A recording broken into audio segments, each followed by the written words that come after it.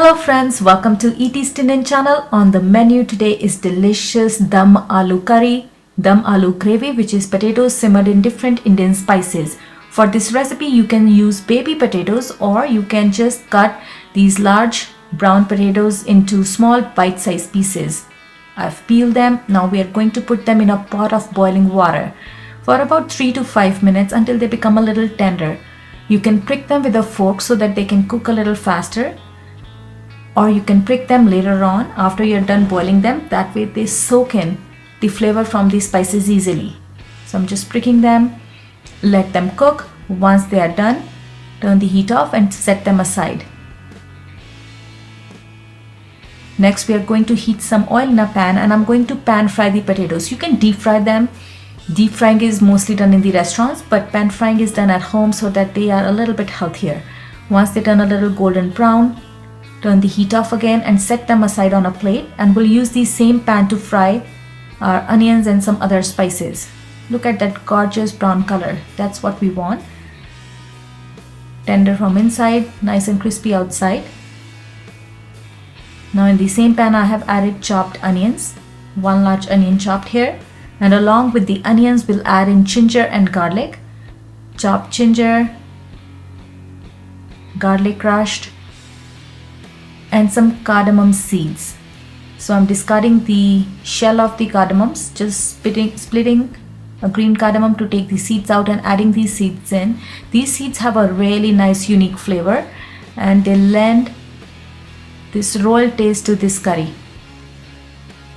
So after frying onions for a few minutes, we'll add in cashews. You can crush them, you can break them in small pieces. 10 to 12 raw cashews are in. Again, they give gravy little richness.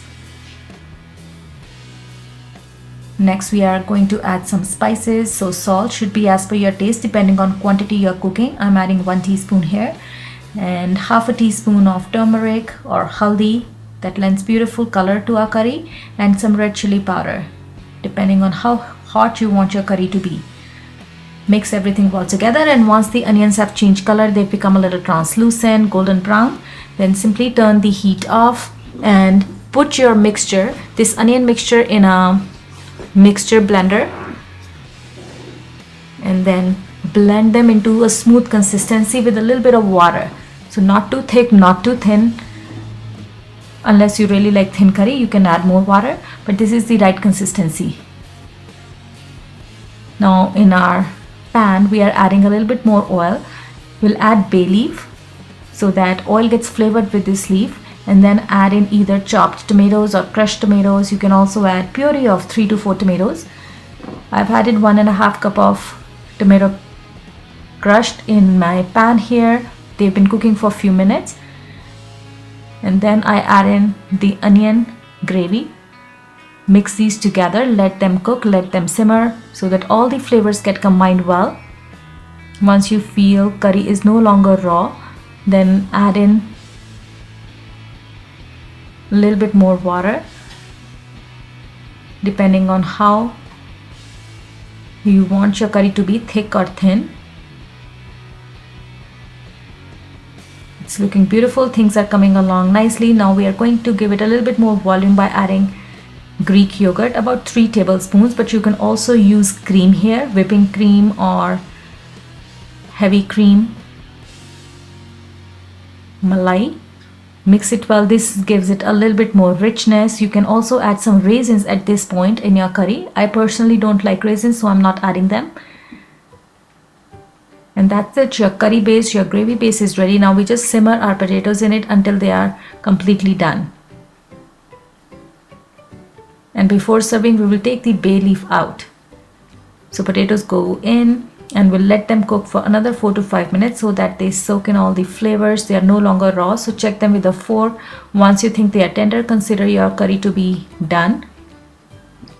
Usually deep fried potatoes are cooked in this curry for a long time. That's why they are called Dum Aloo. Dum Aloo means cooked slowly for a long time.